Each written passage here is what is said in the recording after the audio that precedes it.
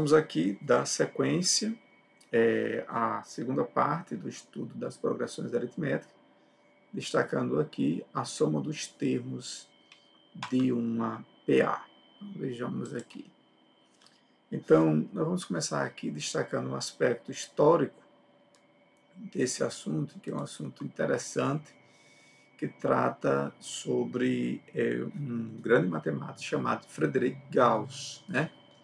Conta-se a história da matemática, que um certo dia um professor muito exigente mandou seus alunos fazer uma somatória dos números, né, de 1 a 100. Né? Conta aí algumas bibliografias da história da matemática.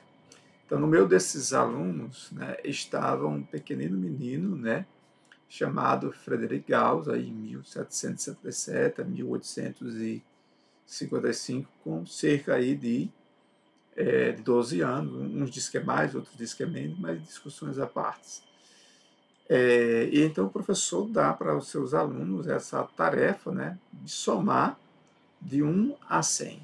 E dentre aí a quantidade de alunos dessa sala estava aí o Gauss. Para surpresa do professor, o Gauss conseguiu realmente resolver essa tarefa que o professor passara para eles, né, numa velocidade bastante significativa. Aí como é que ele fez? Ele pegou o número, né, e somou as extremidades. Vejamos aqui como é que ele fez. Ele fez o seguinte raciocínio. Ele pegou os números das extremidades, por exemplo, aí, de 1 a 100, ele não ia somar 1 mais 2, 2 mais 3 e assim por diante. Ele não ia terminar de fazer essa somatória de números, né? Então ele, de forma inteligente, né, desenvolveu seu raciocínio lógico, matemático, e aí fez mais ou menos assim. Ó. Ele pegou as extremidades, por exemplo, 1 e 100, 101, 2 e 99, né? 101, 3 e 98, 101. Então ele foi percebendo que os números equidistantes, quando ele somava, dava uma constante, ou seja, um número constante. Aí, como eram 100 números, então toda vez que ele ia fazer essas extremidades, ele chegou à metade, né? Vamos dizer assim, e pegou a metade e multiplicou pela essa constante que foi 101. Então chegou à somatória do número que foi 5.050. Muito esperto, né? O Frederick Gauss. Então daí surge, né, vários trabalhos, pesquisas, né, fruto do seu pensamento lógico, matemático. E aí daí nós temos, legou-se aí dos seus estudos, né, a soma dos termos de uma progressão aritmética. Então a soma dos n termos de uma PA, uma progressão aritmética, é igual ao produto da média aritmética dos extremos, foi como ele fez, pelo número de termos da PA. Então aí resulta aí nessa fórmula aí, ó.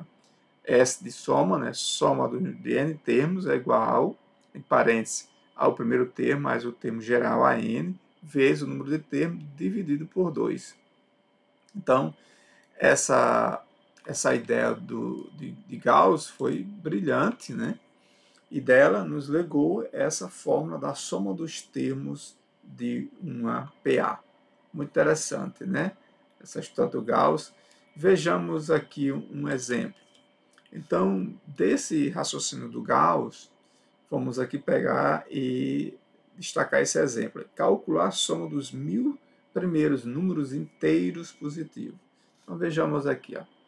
Então, a soma dos 1000 números inteiros positivos, então, seguindo o raciocínio do Gauss aí, né?